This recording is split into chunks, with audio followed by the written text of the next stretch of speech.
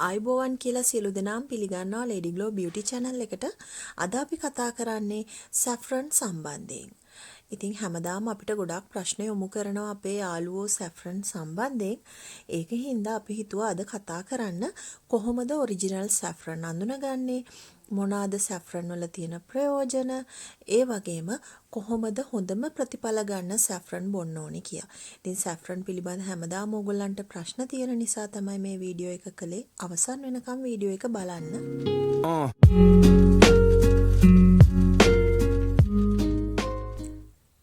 ඉතින් හොඳම saffron ඕගොල්ලන්ට Ladyglow Sri Lanka page එකෙන් ගෙන්න ගන්න පුළුවන්.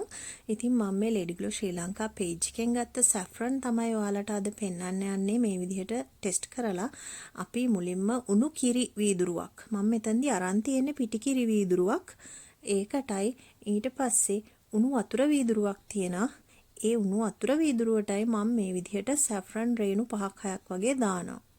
ඉතින් අපි දැන් බලන්න යන්නේ උණු කිරි වලට ඒ වගේම උණු වතුරට saffron රේණු 5-6ක් දාලා ඉවර වෙලා කොහොමද වර්ණ විපර්යාසය ඇති වෙන්නේ කියලා. ඉතින් ගොඩක් දෙනෙක් අපෙන් අහනවා කිරි වලට saffron දාපුවාම කිරි එක කහපාට උනේ නෑනේ කියලා. ඉතින් ඒ වගේ කිරි එකක් සම්පූර්ණයෙන්ම කහපාට කරන්න නම් saffron රේණු ගොඩාක් ඕන වෙනවා කියලා ඔයගොල්ලන්ට තේරෙන්න ඕනේ. ගොඩක් වෙලාවට ඉන්ටර්නෙට් එකේ ඔයගොල්ලන් Google search කරලා බැලුවොත් එහෙම ඔයාලට පෙන්නනවා saffron milk කියලා ගොඩක් කහපාට කිරි එකක්. ඉතින් මේ වගේ කහපාට කිරි එකක් නම් saffron දැම්මා කියලා එන්නේ නැහැ. මේක saffron milk එකක් නන් නෙවෙයි. ඒ නිසා ඔයගොල්ලන් ඒවට රැවටෙන්න එපා. saffron milk වල පාට කොහොමද කියලා අපි දැන් බලමු. ඉතින් මේ තියෙන්නේ විනාඩි 5කට පස්සේ කිරි සහ උණු වතුරට දාපු saffron වල පෙනුම. ඉතින් කිරියකට දාපු saffron වල saffron රේණු වටේට විතරක් කහ පාටක් ඇවිල්ලා තියෙනවා. උණු වතුරට දාපු saffron එකේ අන්තම් golden පාටක් ඇවිල්ලා තියෙනවා. ඉතින් මේ saffron ලෝකයේ විවිධ රටවල් වල වගා කරනවා. උදාහරණයක් විදිහට ඉරානය, පර්සියාව, ඉන්දියාව, ස්පාඤ්ඤය වගේ රටවල් වල saffron වවනවා. නමුත් මේ ඉරානයේ saffron එක තමයි ගොඩක්ම හොඳයි කියලා පිළිගැනීමක් තියෙන්නේ. saffron කියන්නේ ලෝකයේ මිල අධිකම කුළුබඩු වර්ගයේ විදිහට හඳුන්වනවා. ඉතින් මේවා ආහාර වර්ණවත් කිරීම සඳහා භාවිතා කරනවා. ඒ වගේම තමයි සම පැහැපත් වීමේ ගුණාංග තියෙනවා. ඒ නිසා දිනපතා පානය කිරීම සමට හොඳයි කියලා පිළිගැනීමක් තියෙනවා. ඒ වගේම ඔයාලට පේන දෙයක් තමයි මේ saffron රේණු හැම වෙලේම මතු පිට පාවෙමින් තියෙන්නේ. ඒ කියන්නේ අපි හැන්දකින් මේක කලවම් කරේ නැහැනේ. ඒ නිසා රේණුව ගිලෙන්නේ නැහැ. ওই විදිහට ඔරිජිනල් saffron වල නම් රේණුව හැම වෙලේම පාවි තියෙන්නේ. saffron වල ප්‍රයෝජන ටිකක් අපි කතා කරමු. දියවැඩියාව, කොලෙස්ටරෝල්, අධිරුධිර පීඩනය, ඒ වගේම පිළිකා මේ වගේ තත්ත්වවලදී saffron ඉතාමත් හොඳයි කියලා තමයි මිනිසුන්ගේ විශ්වාසය තියෙන්නේ.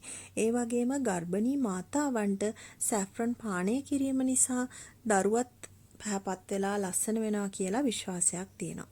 ඉතින් මේ අනුව විවිධ ලෙඩ රෝග තියෙන අය පවා saffron භාවිතා කරනවා. මොකද ඒ වගේ තියෙන ඖෂධීය ගුණාංග ගැන සැලකිලිමත් වෙලා.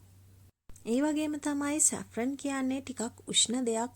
ඒ නිසා අපි saffron බොනවා නම් අපේ ශරීර උෂ්ණයි නම් අපි අනිවාර්යයෙන්ම ඇඟ නිවෙන ආහාර පාන භාවිතා කරන්න ඕනේ. එහිදී අපිට පුළුවන් තැඹිලි, කෝමාරිකා, පොල්පලා, රණවරා මේ වගේ දේවල් පානය කරන්න. එතකොට අර saffron එකෙන් ඇතිවෙන උෂ්ණය පාලනය වෙලා ඉවර වෙලා අපිට saffron එකෙන් උපරිම ප්‍රතිඵල ලබා ගැනීමේ හැකියාවක් තියෙනවා. ඒ වගේම ගොඩක් දෙනෙක් අපෙන් අහන ප්‍රශ්නයක් තමයි හොඳම ප්‍රතිඵල ගන්න saffron බොන්න ඕනේ කොයි විදිහටද කියලා. ඉතින් හොඳම ප්‍රතිඵල ගන්න නම් saffron බොන්න ඕනේ එලකිරිත් එක්ක. ඒ වගේම මේ කිරි එක රත් කරලා අපිට පුළුවන් saffron රේණු 5-6ක් දාලා විනාඩි 20ක් විතර තියන්න. ඊට පස්සේ අපිට පුළුවන් ඒ රේණුත් එක්කම ඒ කිරි එක පානය කරන්න. එවිට අපිට saffron වලින් උපරිම ප්‍රයෝජන ගන්න පුළුවන්. ඉතින් මේ උපරිම ප්‍රතිඵල ලැබෙන්න නම් අපි saffron හැම වෙලේම උදේ හිස් බඩ බොනවා නම් තමයි උපරිම ප්‍රතිඵල ලැබෙන්නේ. ඉතින් ගර්භණී කාන්තාවන් saffron පානය කරනවා නම් සාමාන්‍යයෙන් මාස 5-6ක් වගේ ගියාට පස්සේ ඔයාලගේ ගර්භණී සමයේ මාස 5ක් වගේ ගත වුණාට පස්සේ පානය කිරීම තමයි වඩාත්ම සුදුසු. ගොඩක් දෙනෙක් අපෙන් අහනවා සැෆ්‍රන් වලින් ප්‍රතිඵල ලැබෙන්න කොච්චර කාලයක් ගත වෙනවද කියලා. ඉතින් ඒක හරියටම කියන්න බෑ මොකද එකිනෙකාගේ ශරීර වෙනස්නේ. ඒ නිසා එකිනෙකාට ප්‍රතිඵල ලැබෙන ආකාරයත් වෙනස්. සාමාන්‍යයෙන් සති 2-3ක් වගේ ගත වෙනකොට බොහෝ අයට ප්‍රතිඵල ලැබෙනවා. නමුත් සමහර අයට මාසයකට වඩා වැඩි කාලයක් ගත වෙන අවස්ථා තියෙනවා. ඔන්න දැන් බලන්න විනාඩි 20කට පස්සේ ওই විදිහට තමයි පාට පේන්නේ. ඉතින් කිරි එකේ ඔයගලන්ට පේනවා තාමත් කිරි එක සම්පූර්ණයෙන් එහෙම කහ පාට වීමක් වෙලා නැහැ. වතුර එක නම් සම්පූර්ණයෙන්ම ගෝල්ඩන් පාටක් ඇවිල්ලා තියෙනවා.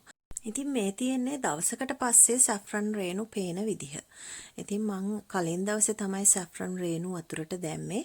ඉතින් පහුවදා උදේ මම බලනකොටත් මේ සැෆ්‍රන් රේණු ඒ විදිහටම මතු පිට පාවෙමින් තියෙනවා. ඉතින් මම මේ වගේ සැෆ්‍රන් අයිස් කියුබ් හදා ගන්නවා. ඊට පස්සේ අපිට පුළුවන් අයිස් කියුබ් සත්කාරය කරන්න සම පැහැපත් වෙන්න ගොඩාක් වැදගත් අයිස් කියුබ් සත්කාරයක් තමයි සැෆ්‍රන් අයිස් කියුබ් කියලා කියන්නේ. ඉතින් මේ තියෙන්නේ මම මේ විදියට හදාගත්ත සැෆ්‍රන් අයිස් කියුබ්.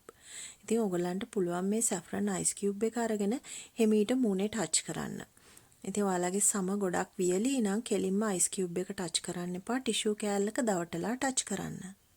ඉතින් ගොඩාක් දෙනෙක් මේ ෆේක් සැෆ්‍රන් වලට වගේම හුලං වැදිලා වේලිලා පරණ වෙච්ච සැෆ්‍රන් වලටත් අහු වෙලා අපිට ගොඩක් වෙලාවට මැසේජ් කරනවා පෝස්ට් දානවා. ඒ හින්දා ඔයගොල්ලන් විශ්වාසවන්තව හොඳම සැෆ්‍රන් ඔයගොල්ලන් මිලදී ගන්න Ladyglow ශ්‍රී ලංකා page එකටම යන්න. හොඳයි යාළුවනේ එහෙමනම් අපේ channel එක subscribe කරන්න, මේ වීඩියෝ like කරන්න, share කරන්න. ගිහින් එන්නම්.